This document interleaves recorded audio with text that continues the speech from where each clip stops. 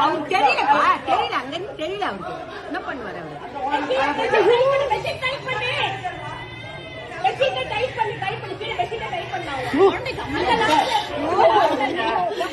Cinema மாதிரி ஆயிடுச்சு.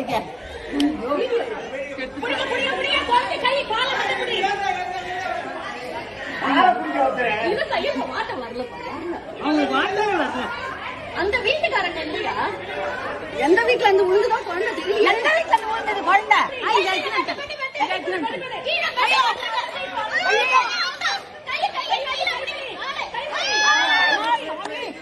கடவுளே கடவுளே, பச்சைமா பச்சைமா.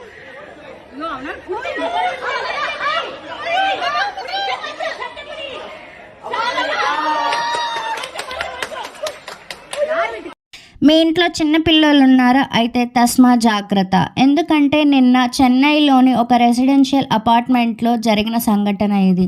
సో ఒక చిన్న పిల్లని ఆడిపిస్తూ ఉండంగా బాల్కనీ నుండి చేయి జారి కింద పడిపోతూ ఉండంగా సో అక్కడ ఉన్నటువంటి నైబర్స్ ఆ చిన్న పిల్లని కాపాడారు. ఇది అందరికీ జరుగుతుంది, ఆ బిడ్డని కాపాడగలరు అనేసి మనం చెప్పలేం.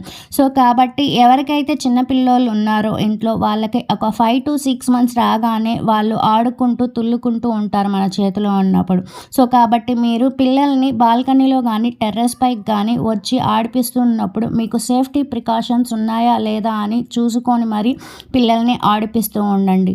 లేకపోతే ఇలాంటివి చాలానే జరుగుతూ ఉన్నాయి. సో ఈ వీడియోని మీరు స్ప్రెడ్ చేయగలరని కోరుకుంటున్నాను. అవేర్నెస్ కోసం ఈ వీడియోని మీరు స్ప్రెడ్ చేయండి.